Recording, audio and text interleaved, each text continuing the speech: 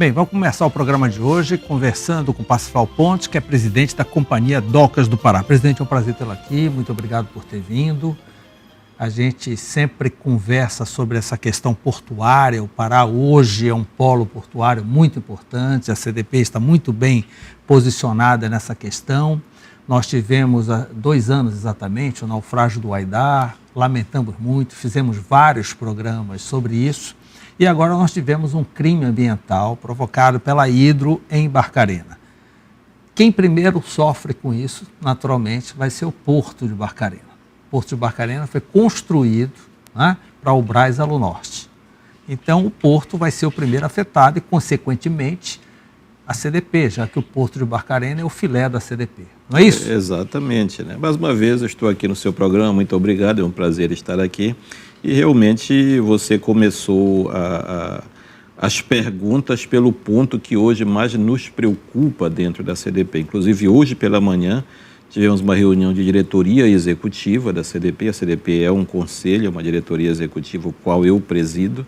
E a preocupação maior é exatamente essa. Inclusive fizemos um plano de contingência hoje de só pagarmos obras e serviços da empresa após ter o dinheiro da folha.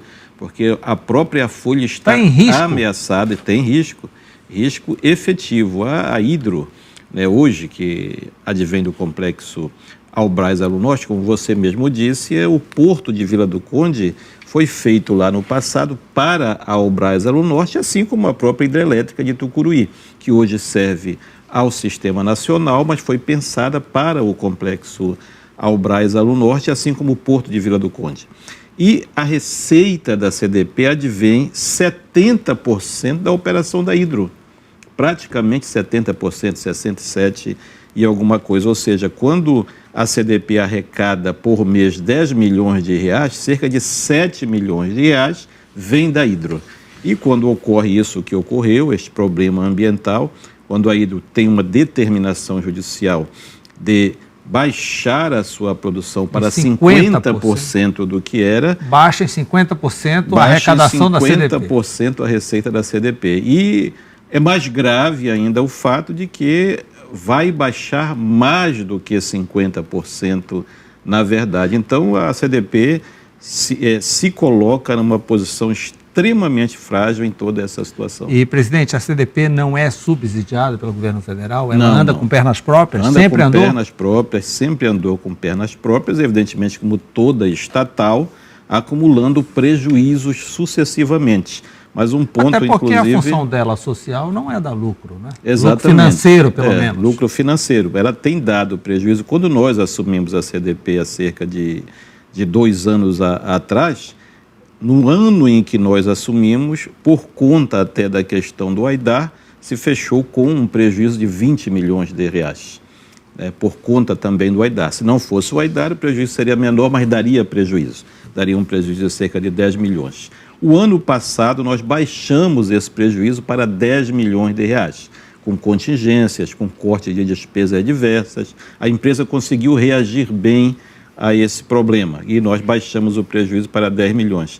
Este ano nós fechamos, 2017, se fechou com um lucro de 5 milhões de reais. Mas isso é um lucro operacional. Na verdade, quando nós fechamos com um lucro de 5 milhões, na verdade nós abatemos no prejuízo de 30 que tinha acumulado. Ou seja, há um lucro de 5 milhões durante o ano, nós conseguimos economizar, sobrando operacionalmente 5 milhões, mas que vai abater num prejuízo de 30, ou seja, a empresa ainda tem um prejuízo acumulado de 25 milhões. Este ano de 2018, em função deste problema da Hidro, eu já tenho uma perspectiva que nós devemos fechar com um passivo aí de cerca de 10 a 12 milhões, se isso persistir. E a expectativa que nós temos é que vai persistir, até mesmo porque a própria Hidro reconhece. Já reconheceu, já prometeu um novo investimento e assim por diante, mas não é nada imediato. Nada imediato, que se possa fazer um acordo dela voltar a operar 100%. E essa ociosidade que a Hidro deixa no porto, não tem quem compre, presidente?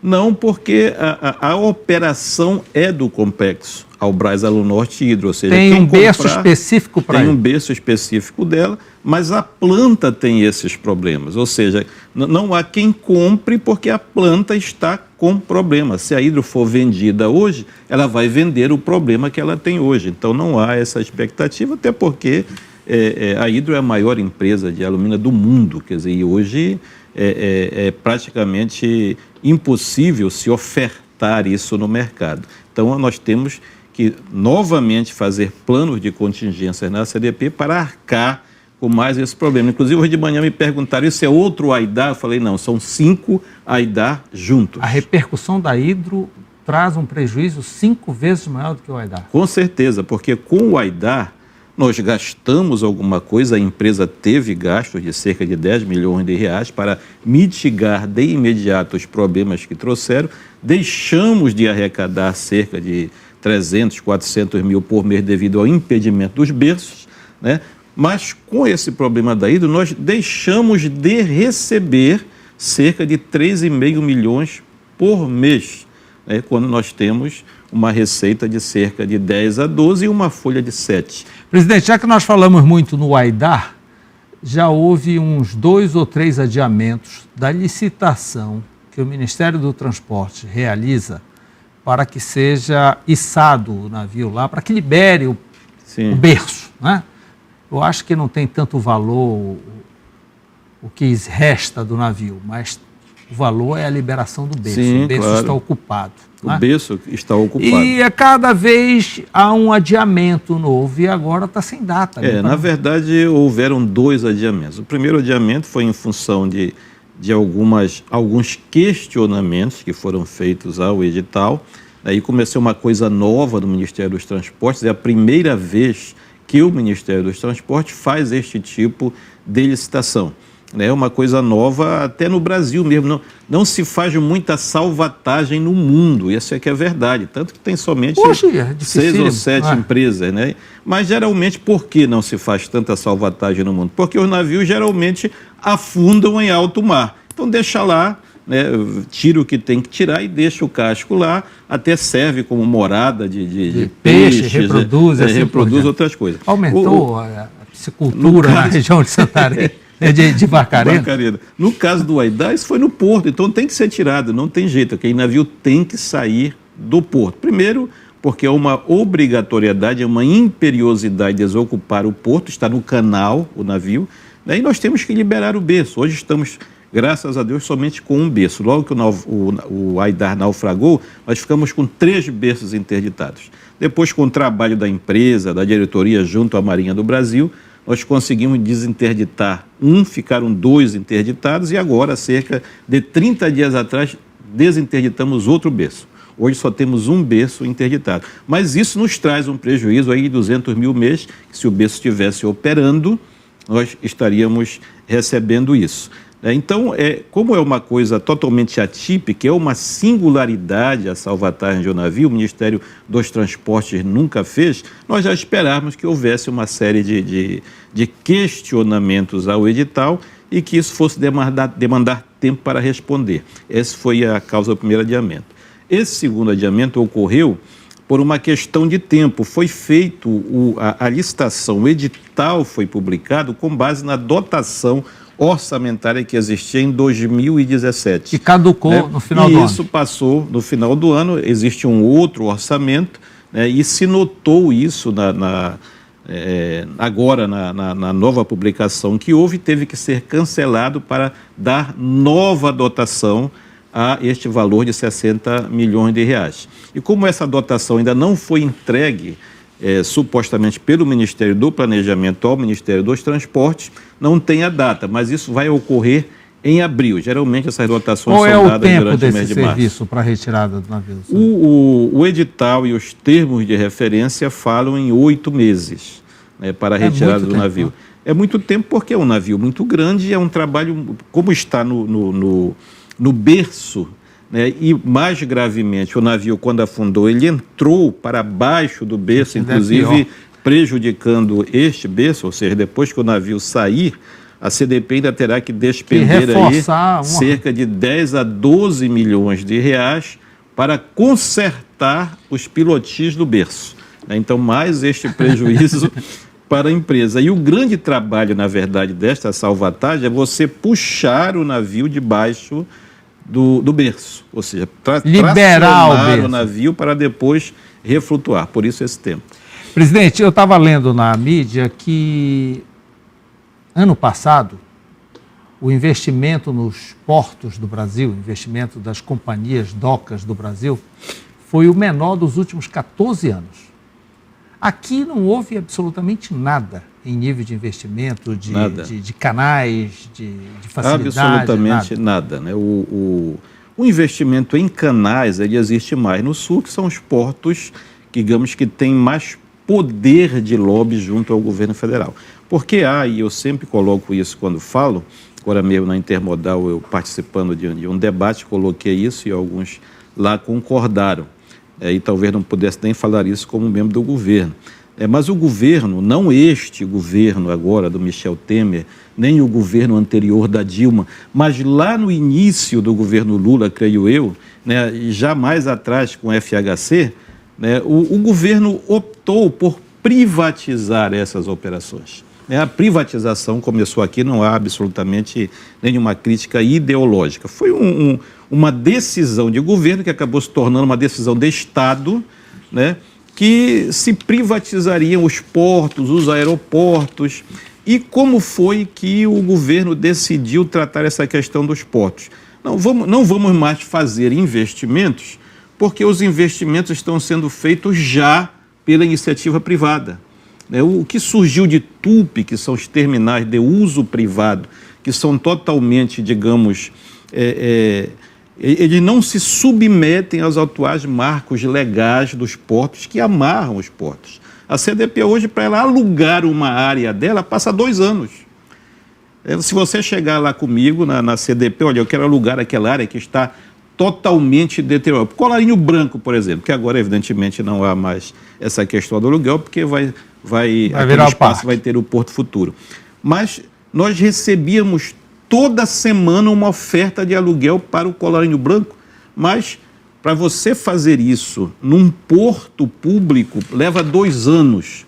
Então você não consegue trabalhar. E os TUPs foram surgindo, os terminais de uso privado. Que é uma tendência de futuro. Que é uma tendência. O cara faz isso rápido, principalmente aqui no norte, que você ainda compra espaço de beira de rio barato, diferente do sul, que qualquer espaço é uma fortuna, mas aqui no norte você compra uma beira de rio aí, a Cargill agora mesmo poderia vir para o porto de Vila do Conde com o seu novo terminal de grãos, que vai ser na área portuária de Barcarena. Mas não é na CDP, por quê? Porque ela passaria de 5 a 8 anos só para conseguir a área dentro do porto organizado da CDP. Ela foi ali para a área de Abaetetuba, ela comprou uma ilha lá, né? Não sei quanto pagou, mas deve ter sido barato, que ainda se compra terra barata no Pará, e vai investir 700 milhões de reais que poderiam estar em Vila do Conde, mas não está pela burocracia, pelo marco legal que existe. Então, nesses últimos 10 anos, surgiram no estado do Pará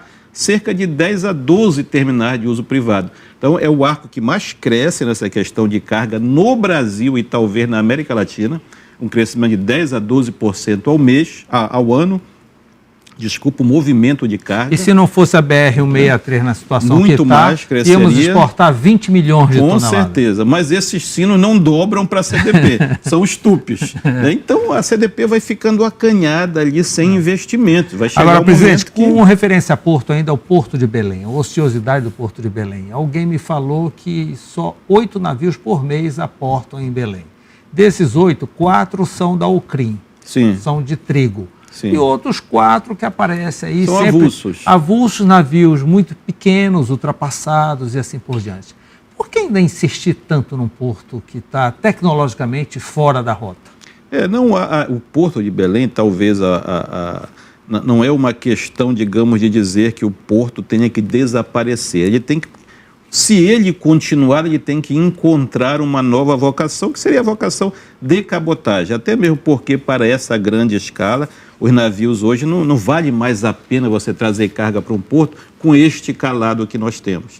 Então pode ser um entreposto de Vila do Conde, trazendo de barcaças alguma mercadoria que venha para Belém, que seja mais barato trazer de caminhão, que tem uma distância de 90 quilômetros de qualquer maneira, e o transporte marítimo sempre e fluvial sempre é mais barato. Mas realmente esta vocação de navios de longo curso para o Porto de Belém, vai ficar somente ao CRIM, com certeza absoluta, porque ela tem uma operação específica ali. E alguma coisa de container, mas nessa questão de cabotagem ou transbordo de Vila do Conde até aqui. Então é uma coisa que com o tempo ele vai desaparecer sozinho. Vai desaparecer nessa questão que nós estamos colocando especificamente. Até a segunda etapa do Porto Futuro é naqueles galpões que hoje é o Porto de Belém. Sim. Antes da doca, né? Não doca. Atinge o porto, vai ficar limitado entre a doca e o Ver o Rio. Exatamente. Vão ficar 3 armazéns, exato. Um porto com 3 armazéns. Que o resto seria tudo dentro do Porto Tecom. Tá. Bem, o Porto Futuro iniciará as obras, não é isso? Sim. Demanda, a previsão é em janeiro, mais ou menos? 10 meses é o contrato de entrega. Evidentemente que isso não é uma coisa...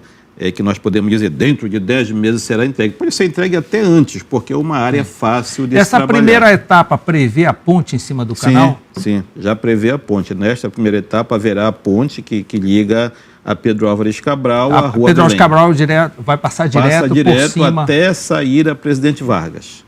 Já prevê, nesta primeira etapa, inclusive é a maior obra de engenharia desta primeira etapa, esta ponte e uma galeria subterrânea, que muito vai ajudar o alagamento daquela área. Essa galeria ninguém vai ver. Aí vai ver a ponte. Ela vai ficar embaixo do parque? Embaixo do parque. Eu não sei lhe dizer quantos metros cúbicos são isso, mas uma piscina subterrânea. É uma piscina subterrânea e muito grande, porque aquela área toda alaga. Sim. E depois dessa obra não vai alagar, a praça não vai alagar. Ela vai subir um pouco mais ela vai ter um grade um pouco maior, mas o que vai impedir o alagamento é a galeria. Essa galeria vai armazenar água e depois bombear para a Bahia. O colarinho branco será desmontado, né? Será desmontado e montado em um outro local. Ele é todo de madeira. Exato. Ele é todo articulado. Você olha aquela caixa d'água lá, eu tenho uma previsão, é tão bonita a caixa d'água. Todo o complexo vai ser desmontado e remontado dentro do próprio complexo Porto Futuro. Não se vai perder aquela referência. Sabe-se que chega até a sede da Paratur. A sede da Paratur não será mexida e nem a Praça Valdemar Henrique. Não, ela vai até a Praça Magalhães, que é onde está o... Sim, onde tinha o Africa Bar. Isso, exatamente. Eles serão desmontados? Não. O Africa Bar é uma propriedade privada, né? O Africa Bar não é propriedade... Mas aquilo não é área da CDP, não? Não é área da CDP. A CDP, muitos pensam que ainda é, né? Mas houve uma querela entre a CDP e o atual proprietário e a CDP perdeu. O atual proprietário apresentou um título de propriedade anterior a propriedade da CDP e a justiça deu ganho de causa a ele. Ou seja, hoje aquela área não pertence à CDP, é uma propriedade privada. Então o Porto Futuro vai até a Praça Magalhães. Até correto. O Coreto. Até o Coreto. Recuperar aquele Coreto vai ser recuperado, exatamente.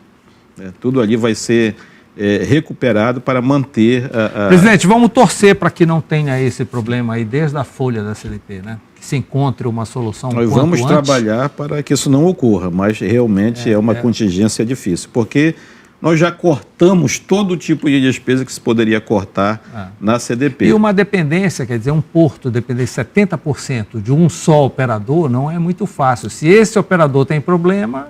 O porto vai ter problema e a CDP como um todo.